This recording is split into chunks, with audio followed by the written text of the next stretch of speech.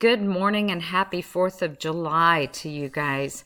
I just wanted to let you know I just finished grading all of your papers, both sets of papers for this week, and I had a couple of comments. First of all, I am super proud of you all. Your reflection papers were 100 times better this week than they were last week. Most every single one of you got the professional learning moment and then the growth opportunity. And that's where you talk about, okay, so if I had this professional learning moment, what do I need to work on for the future? And then the last part is the focus for the following week. And sometimes you may not know. So if you don't know for sure what it is you're going to be working on, talk about what you would like to learn about next week. And I recognize that it's summer. Several of you said you're working on interviewing with your mentor principal, which is really great.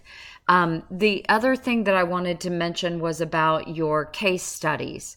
The case study papers, make sure you're writing those in first person. Assume that you are the principal that has been hired to do this job. So when you write those case study papers, write in first person, and also make sure that you're considering a viable solution to the problem. So for instance, this one focused on the discipline issues in the school. However, only one or two of you mentioned that the fact that there are discipline issues could very well stem from teachers not using engaging strategies in their classroom. Imagine this, that if I haven't established classroom management routines and procedures, which Harry Wong talked about in the book First Days of School. I know it's an oldie, but it's a goodie, and it is still relevant today. Fred Jones talks about that in his book as well. So we establish those classroom routines and procedures, and then that helps take care of the behavior some. But the thing that I see in my travels around the world when I watch teachers teach, and I am truly blessed to be able to watch many, many teachers teach on an ongoing basis, what I see is they're not having so much of a behavior problem if they would simply plan for engaging lessons. And many of you all didn't quite make that connection.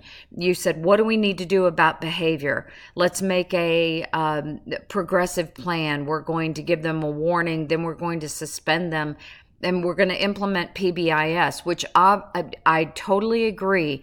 PBIS is a wonderful thing. In fact, I'll let you all know in next discussion thread.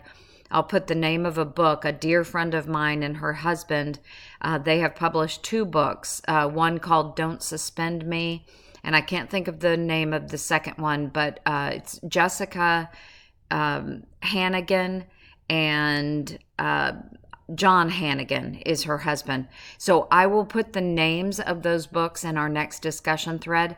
But I just wanted to wish everybody a happy 4th of July. I hope everybody's doing well, and please let me know if you would like to get on a Zoom webinar sometime, and I can show you some of those connections that I just talked about between classroom management and the direct correlation that classroom management and student engagement have to affecting student discipline. Thanks so much and have a great 4th of July. Hope you enjoy your fireworks. Take care. Bye-bye.